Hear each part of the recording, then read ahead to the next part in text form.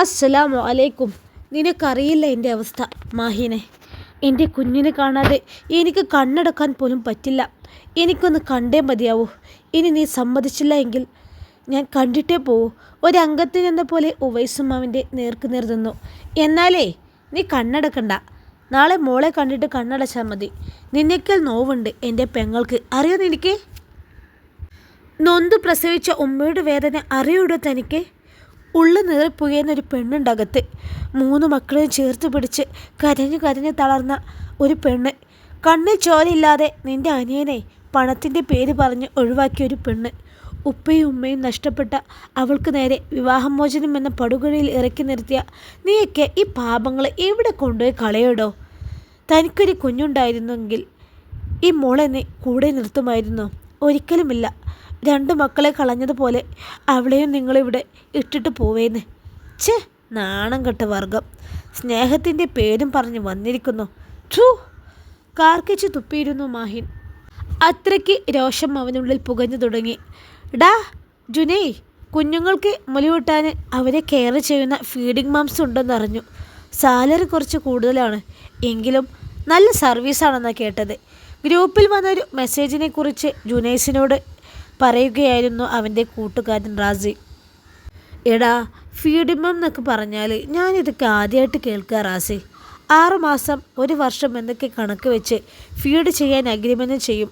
അതിനനുസരിച്ച് ഒന്നെങ്കിൽ നമ്മുടെ വീട്ടിൽ തന്നെ സ്റ്റേ ചെയ്യുന്നവരുണ്ട്, അല്ലെങ്കിൽ അവരെ ഫീഡിംഗ് മാംസ് എന്ന വെബ്സൈറ്റ് വഴി അവരെ ലൊക്കേഷനിലേക്ക് നമ്മൾ കുഞ്ഞിനെ കൊണ്ട് പോകണം. അല്ലെങ്കിൽ ഓരോ ദിവസവും വേണ്ട ബ്രസ്റ്റ് മിൽക്ക് അവർ പ്രൊവൈഡ് ചെയ്യുന്നുണ്ട് എന്നാണ് അറിയാൻ കഴിഞ്ഞത്. പക്ഷേ ഒരു കാര്യം, 1 മാസം കൂടി കഴിഞ്ഞാൽ അവരെ പുതിയ അപ്ഡേറ്റ് ആയിട്ടുള്ള ഏജൻസി ലോഞ്ച് ചെയ്യുള്ളൂ. പിന്നെ അറിഞ്ഞപ്പോൾ ഞാൻ ചൂടോടെ നിന്നെ വിളിച്ച് പറഞ്ഞതാണ് ജുനൈസേ. നിൻ്റെ ഏറ്റവും വലിയ ആഗ്രഹമല്ലേ ഒരു നേരമെങ്കിലും നിൻ്റെ കുഞ്ഞിനെ ഒരു തുള്ളി അമ്മിഞ്ഞപ്പാൽ കൊടുക്കണമെന്ന്? അതിനു വേണ്ടിയല്ലേ പ്രസവിച്ച ഒരു പെണ്ണിനെ കെട്ടണമെന്ന് നീ ശാഠ്യം പിടിക്കുന്നത്? അതേടാ. ജുനൈസ് അതൊക്കെ മൂളിക്കേട്ടു. കോൾ കട്ടായതും അവൻ ആലോചനയിലാണ്ടോ. അങ്ങനെ പൈസ കൊടുത്ത ഒരാളെയാണോ ഞാൻ തേടുന്നത്? ഒരിക്കലുമല്ല.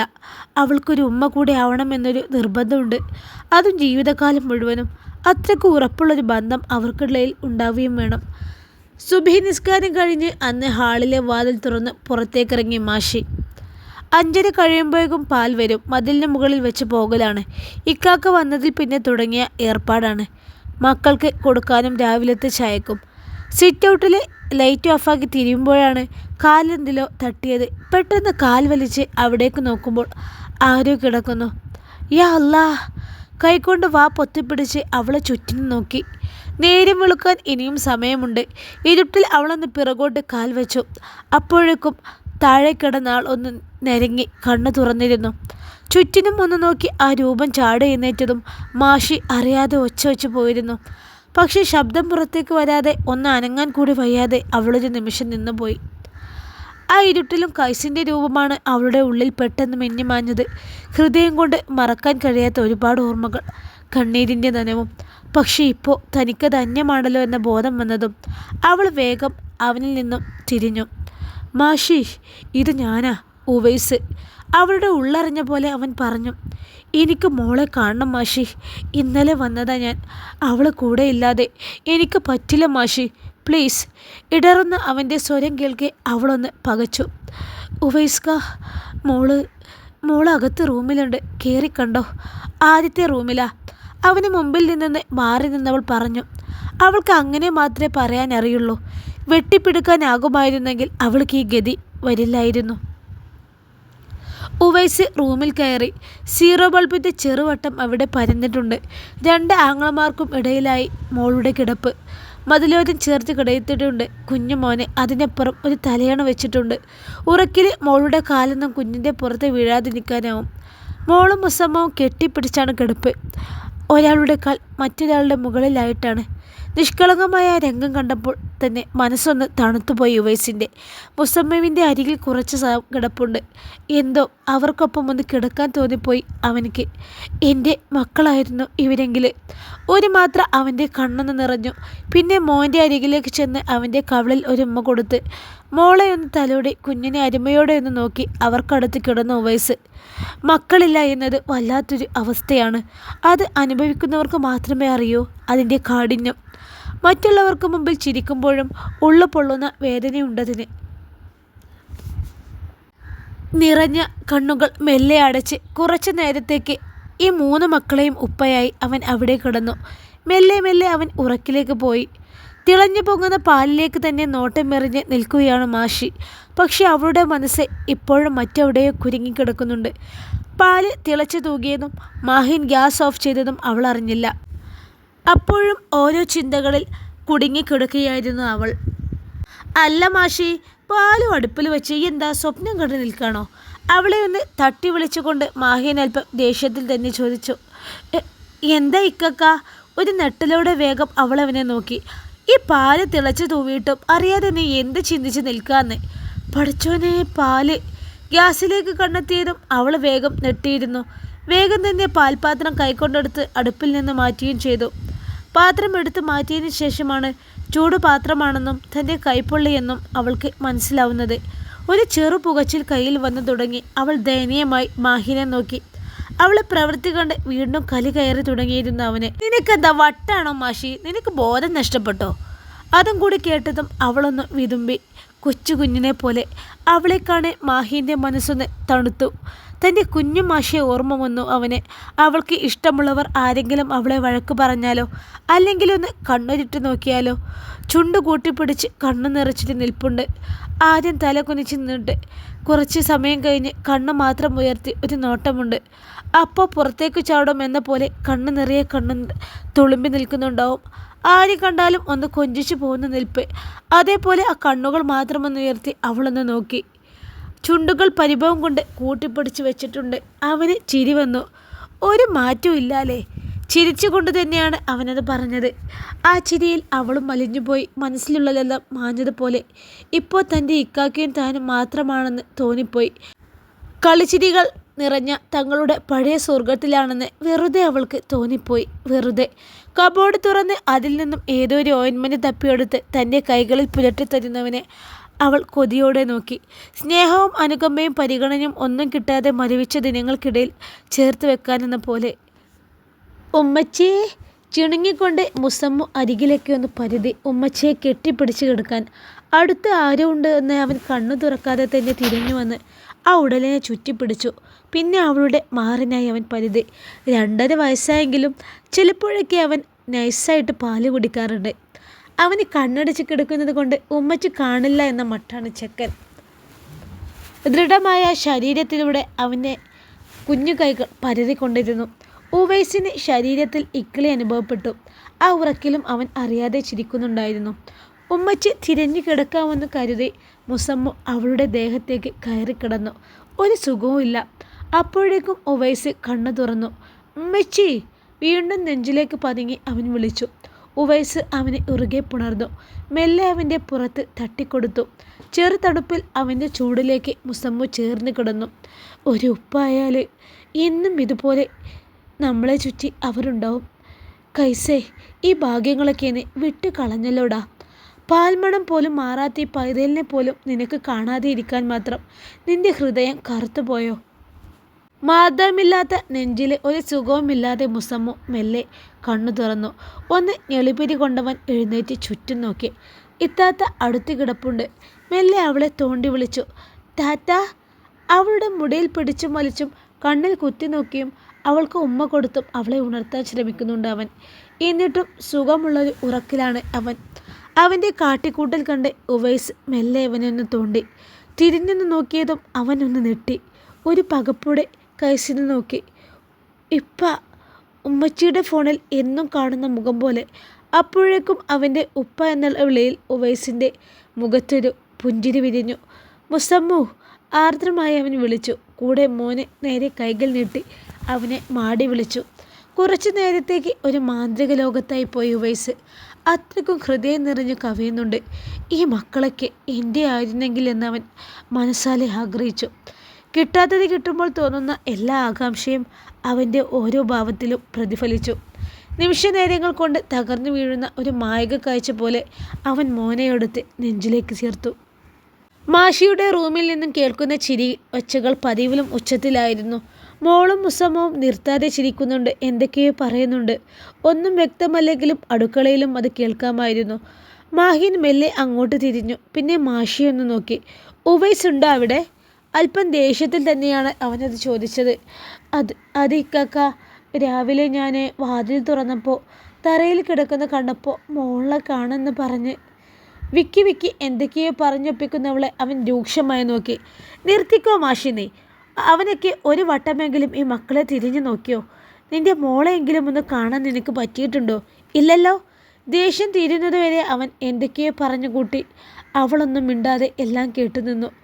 മക്കൾക്ക് കിട്ടുന്ന സ്നേഹം അവർക്ക് തടയപ്പെടാൻ താൻ കാരണമാകുന്ന എന്നൊരു ചിന്തയിലാണ് ഇന്ന് ഉവൈസ് വന്നപ്പോൾ മക്കളെ കണ്ടോട്ടെ എന്ന് ചിന്തിച്ചത്. അവൻ്റെ ദേഷ്യം ഒന്ന് കെട്ടടങ്ങി.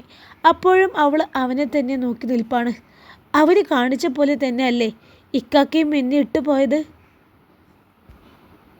ആരുമില്ലാതെ എൻ്റെ മക്കളെ ഓർത്ത് ഞാൻ ഈ വീടിൻ്റെ മൂലയിൽ കഴിഞ്ഞുകൂടിയില്ലേ? പട്ടിണിയും ഒറ്റപ്പെടലും ഒക്കെയായി ഒരുക്കി തീർന്നില്ലേ? പ്രതീക്ഷ എൻ്റെ റബ്ബിൽ മാത്രമായിരുന്നു. ഇക്കാക്കി ഇനി കാണുമോ എന്ന് പോലും ഞാൻ കരുതിയില്ല. മടങ്ങി വന്നപ്പോഴും ഉള്ളിലെ വേദനകൾ ഒതുക്കി ചിരിച്ചു നിന്നത് ഇനിയും ഒറ്റപ്പെടാൻ വയ്യാഞ്ഞിട്ടാണ് ഇക്കാക്ക. എൻ്റെ മക്കൾക്ക് ആരെങ്കിലൊക്കെ ഉണ്ടാവട്ടെ എന്ന് കരുതിയാണ്. ഒന്നും പറയാൻ കരുതിയതല്ല, വായിൽ നിന്ന് വീണു പോയതാണ്. എന്നാലും ആ വാക്കുകൾ അവൻ്റെ നെഞ്ചിൽ തകർന്നു കയറിയിരുന്നു. ചോര കിനിയുന്ന വേദന കണ്ണിൽ പ്രകടമായി. അവൻ ഒന്നും മിണ്ടാതെ പുറത്തേക്ക് പോയി. താൻ ചെയ്തതും തെറ്റ് തന്നെയാണ്. അവൻ വീണ്ടും ഉള്ളാൽ മൊഴിഞ്ഞു. അപ്പോഴും അകത്തളങ്ങളിൽ നിന്ന് മക്കളുടെ പൊട്ടിച്ചിരി ഉയർന്നു കേൾക്കാമായിരുന്നു. സാധനങ്ങൾ കൊണ്ടുപോകാൻ ലോറി വന്നപ്പോഴാണ് മാഹിൻ അകത്തേക്ക് കയറിയത്. മാഷി അടുക്കളപ്പുറത്തേക്ക് നിൽപ്പുണ്ടായിരുന്നു. മാഷി, നീ എൻ്റെ ഒപ്പം വരുന്നുണ്ടോ? എല്ലാം എൻ്റെ തീരുമാനങ്ങൾ മാത്രമായിരുന്നല്ലോ. നീ എതിർത്തൊന്നും പറയാതെ അനുസരിച്ച് നിന്നത് കൊണ്ടല്ല എന്ന് തോന്നിപ്പോവുക എനിക്ക്. ഇവിടെ നീ സന്തോഷമായിട്ട് നിൽക്കുമെങ്കിൽ ഞാൻ നിർബന്ധിക്കില്ല. നിനക്ക് ഇവിടെ തന്നെ താമസിക്കാം. അത്രയും പറഞ്ഞ് അവളുടെ മറുപടിക്കായി അവനൊന്ന് കാത്തു. കണ്ണു തുടച്ചെന്ന് അവൾ പുഞ്ചിരിച്ചു. ഇനി ഇവിടെ എനിക്ക് വയ്യ ഇക്കാക്ക. എൻ്റെ മക്കളെ നല്ല രീതിയിൽ വളർത്തണം എനിക്ക്. അവരെ ആവശ്യങ്ങളൊക്കെ നിറവേറ്റി കൊടുക്കണം. അതിന് ഇവിടെ നിന്നൊരു മാറ്റം തന്നെയാ എനിക്കിപ്പോൾ ആവശ്യം ഇക്കാക്ക. ഞാനും വരുന്നുണ്ട് കൂടെ. നഷ്ടപ്പെട്ടതെല്ലാം പടച്ചോൻ്റെ വിധിയായി ക്ഷമിക്കുന്നു. റബ്ബ് പ്രതിഫലം തരട്ടെ. ആരെയും വേദനിപ്പിക്കാനോ കൊത്തി നോവിക്കാനോ പറ്റില്ല എനിക്ക് കിട്ടാത്തത് ആർക്കും കിട്ടാൻ പാടില്ല എന്ന വാശിയുമില്ല. എല്ലാവരും സന്തോഷമായി തന്നെ ഇരിക്കട്ടെ. അതിനിടയ്ക്ക് ഈ മാഷിത ഒരു കാരണമായി മാറാതെ ഇരിക്കണം. അത്രേ ആഗ്രഹമുള്ളൂ എൻ്റെ മനസ്സിലിപ്പോൾ. മാഹിന് പുറകിൽ നിൽക്കുന്ന ഉവൈസും അവളുടെ വാക്കുകൾ കേട്ടിരുന്നു. എന്തോ വല്ലാത്തൊരു അലിവ് തോന്നിപ്പോകുന്നുണ്ട് മുന്നിൽ നിൽക്കുന്ന ഈ പെൺകുട്ടിയിൽ. ചെറുപ്രായത്തിൽ അനുഭവിക്കുന്ന ഈ വേദനയിൽ തൻ്റെ കുടുംബവും ഒരു കാരണമാണെന്ന ചിന്തയിൽ അവൻ്റെ ഉള്ളം ഒന്ന് പിടഞ്ഞു. ഉവൈസ് മാഹിൻ്റെ തോളിൽ തട്ടി. അവൻ തിരിഞ്ഞു നോക്കി. മാഹിനെ, എൻ്റെ അനിയൻ ചെയ്ത കാര്യത്തിൽ ഞാൻ ന്യായീകരിക്കുന്നില്ല. അവൻ്റെ പ്രവൃത്തികൾ അവൻ്റെ മാത്രം തീരുമാനങ്ങളായിരുന്നു. നിങ്ങൾക്കൊപ്പം നിൽക്കാനാണ് എനിക്കും ആഗ്രഹം. അത് മോളുടെ പേരിലല്ല, മറിച്ച് മാഷി എനിക്കൊരു സഹോദരി തന്നെയാണ്. ചില സ്വാർത്ഥതകൾ എന്നിൽ നിന്നും വന്നു പോയിട്ടുണ്ട്. അതൊക്കെയും ചുറ്റുമുള്ളവരുടെ കുത്തുവാക്കുകൾ കേട്ട് മടുത്തൊരു നേരം കയ്യിൽ കിട്ടിയ മോളെ വിട്ടുകൊടുക്കാൻ മനസ്സ് അനുവദിക്കാഞ്ഞിട്ടാണ്. അത്രയും അനുഭവിച്ചിട്ടുണ്ട് ഞങ്ങൾ ഒരു കുഞ്ഞില്ലാത്തതിൻ്റെ പേരിൽ. എന്നോട് ക്ഷമിക്കണം മാഷി. തെറ്റുകൾ തിരുത്താനെന്ന പോലെ അവൻ അവളെ നോക്കി. എനിക്കാരോടും പരാതിയില്ല ഉവൈസ്ക. പരാതി പറയാനും മാത്രം ഇപ്പോൾ ആരുമല്ലല്ലോ ഞാൻ. അവളൊന്ന് ചിരിച്ചു. മാഹിൻ അല്പമൊന്ന് അയഞ്ഞിട്ടുണ്ട് ഉവൈസിനോട്. മെല്ലെ അവരുടെ കാര്യങ്ങളും മറ്റും ചോദിച്ചറിഞ്ഞു അവൻ. അവനാൽ പറ്റുന്ന സഹായങ്ങളും വാഗ്ദാനം ചെയ്തെങ്കിലും തൽക്കാലം അവയൊന്നും സ്നേഹത്തോടെ നിരസിച്ചു മാഹിനും മാഷിയും. മോളുടെ കാര്യത്തിൽ അപ്പോഴും ഉവൈസിന് എന്ത് പറയണമെന്ന് അറിയില്ലായിരുന്നു. അവളും കൂടെ ഇല്ലെങ്കിൽ പിന്നെ ജീവിതം താളം തെറ്റും. പക്ഷെ അവളുടെ ഇഷ്ടത്തിനും പ്രാധാന്യം നൽകണമെന്ന് ഈ സമയത്തിനുള്ളിൽ അവനും ഉറപ്പിച്ചിരുന്നു. ക്രൂരയാവാൻ കഴിയില്ലായിരുന്നു മാഷിക്ക്. 2 ദിവസം കൂടെ നിൽക്കട്ടെ എന്ന് പറഞ്ഞു അവൾ. അത് കഴിഞ്ഞ് അവളെ കൂട്ടിക്കൊണ്ടു പോവാനും ആഴ്ചയിൽ 2 ദിവസം മക്കൾക്ക് ഒരുമിച്ച് കഴിയാനും അവസരം വേണമെന്നും അതിനൊക്കെയും അവൻ സമ്മതം അറിയിച്ചു. വൈകുന്നേരം അവരെ യാത്രയാക്കിയിട്ടാണ് ഉവൈസ് തിരികെ വീട്ടിലേക്ക് മടങ്ങിയത്. കുറേ പുതിയ തീരുമാനങ്ങൾ അവൻ്റെ ഉള്ളിൽ പുകഞ്ഞു തുടങ്ങിയിരുന്നു. അതൊക്കെയും നടപ്പാക്കി സ്വസ്ഥമായി ജീവിക്കാൻ അവനും ആഗ്രഹം തോന്നി. വീട്ടിൽ നിന്നിറങ്ങുമ്പോൾ അവളുടെ ഉള്ളൊന്ന് തേങ്ങി. ഇവിടം വിട്ടൊന്ന് മാറി നിന്നത് വിവാഹം കഴിഞ്ഞിട്ടാണ്. ഇനി എന്നാണെന്ന് അറിയില്ലെങ്കിലും എല്ലാം നല്ലതിനാവുമെന്ന് ഉറച്ച് മാഹിനൊപ്പം അവളെ യാത്ര തികച്ചു. പുതിയ തുടക്കത്തിനായി. മോളെ കരയില്ലടാ, കരയല്ലേ. നിർത്താതെയുള്ള മോളെ കരച്ചിൽ നിർത്താൻ വല്ലാതെ പാടുപെട്ടു ജുനൈസ്. ചില ദിവസങ്ങളിൽ ഇത് പതിവാണ്. ഇന്ന് പാല് കുടിക്കാനും വല്ലാത്ത വാശി. ഇനി പനിക്കോൾ വല്ലതുമാണോ? അവൻ മോളെയും എടുത്ത് റൂമിൽ നിന്നും മെല്ലെ പുറത്തിറങ്ങി. ഹാളിലെ സോഫയിൽ ഇരിക്കുന്നുണ്ടായിരുന്നു ഉമ്മ. അവനെ കണ്ടതും അവരുടെ മുഖം പുച്ഛത്തോടെ ഒന്ന് കൂടി. ഒന്നവിടെ നിന്നേ. അവരെ മറികടന്നു പോകുന്നവനെ അവൻ വിളിച്ചു. ഈ കൊച്ചിനെയും കെട്ടിപ്പിടിച്ച് ജോലിക്കും പോവാതെ മൂലക്കിരിക്കാനാണോ നിന്റെ ഭാവം? നാട്ടുകാർ ഓരോന്ന് ചോദിച്ചു തുടങ്ങി. കേൾക്കുമ്പോൾ തൊലി ഉരിഞ്ഞു പോവാ. ദേഷ്യത്തിൽ അവനെ നോക്കി അവർ. അതിന് മാത്രം തൊലിയിരുന്ന എന്ത് കാര്യമാണ് അവൻ എന്നെക്കുറിച്ച് പറയുന്നത്? അവൻ ചൊടിച്ചുകൊണ്ട് ചോദിച്ചു. നിനക്കൊരു കല്യാണം കഴിക്കാൻ പറ്റില്ലേ? പറ്റിയൊരു ആലോചന വന്നിട്ടുണ്ട്. കുഞ്ഞിൻ്റെ പേരും പറഞ്ഞ് അടയിരിക്കാനാണോ നിൻ്റെ ഉദ്ദേശം? അതിൻ്റെ കാര്യം ഞാൻ നേരത്തെ പറഞ്ഞതല്ലേ എല്ലാവരോടും. എൻ്റെ കുഞ്ഞിന് പാല് കൊടുക്കാനുള്ള യോഗ്യത വേണം. ഞാൻ കിട്ടുന്ന പെണ്ണിനെ എൻ്റെ കുഞ്ഞിനെ നോക്കണം. അല്ലാതെ എൻ്റെ സുഖത്തിനും സന്തോഷത്തിനും വേണ്ടി ഒരു പെണ്ണ് കിട്ടാൻ എനിക്ക് താല്പര്യമില്ല. അതും പറഞ്ഞവൻ തിരിഞ്ഞു നടന്നു. ഓഹ്, അവനും അവൻ്റെ ഒരു പ്രസവിച്ച പെണ്ണും. അവർ ദേഷ്യത്താൽ പിറപെടുത്തു. നല്ലൊരു തറവാട്ടിൽ നിന്ന് ആലോചന വന്നിട്ടുണ്ട്. ഈ കുടുംബത്തിൻ്റെ നിലക്കും വിലക്കും യോജിച്ചത്. ആ കൊച്ചിനെ ആർക്കെങ്കിലും വളർത്താൻ കൊടുത്താൽ നല്ലൊരു സ്ത്രീധനം വാങ്ങി അവനെ കൊണ്ട് കെട്ടിക്കാമെന്ന ചിന്തയിലാണ് ഒന്ന് സംസാരിച്ച് നോക്കിയത്. അപ്പോൾ കൊച്ചിനെയും കെട്ടിപ്പിടിച്ച് നടക്കുക. അവന് ഒരു ഉപ്പ വന്നിരിക്കുന്നു, മണ്ടൻ. അവർ വീണ്ടും ടി വിയിലേക്ക് കണ്ണു പായിച്ചു. ജുനൈസ് മോളെയും കൊണ്ട് പുറത്തെ ഗാർഡനിലൂടെ നിറഞ്ഞു. അവൾക്ക് വേണ്ടി അവൻ ചെറുതായി മൂളുന്നുണ്ട്. താലോലം താലോലം താലോലം കുഞ്ഞേ താലോലം കേട്ട് നീ ഉറങ്ങണം മോളെ. അവൻ്റെ തേരാട്ടുപാട്ടിലും ഇളം കാറ്റിൻ്റെ തണുപ്പിലും കുഞ്ഞുമോൾ മെല്ലെ കരച്ചിൽ നിർത്തി. കണ്ണുകൾ മെല്ലെ മെല്ലെ അടഞ്ഞു തുടങ്ങി. അവൾ ഉറങ്ങിയെന്ന് മനസ്സിലായതും അവൻ അവിടെയുള്ള ബെഞ്ചിലേക്ക് ഇരുന്നു. തണൽ മരങ്ങൾ നിറഞ്ഞ ഇളങ്കാറ്റ് കൊണ്ടും നറുമണം വിതറുന്ന സുഖമുള്ളതിനും. പക്ഷെ അവയൊന്നും അവൻ്റെ മനസ്സിൻ്റെ വ്യതകളെ അകറ്റാൻ പറ്റുന്നതായിരുന്നില്ല എന്ന് അവന് ഉറപ്പുണ്ടായിരുന്നു.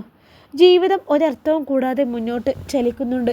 മുഖത്തേക്ക് നോക്കിയാൽ ക്രൂരതയുടെ കണ്ണുകൾ കൊണ്ട് എതിരേൽക്കുന്ന കുറേ മനുഷ്യജന്മങ്ങൾ.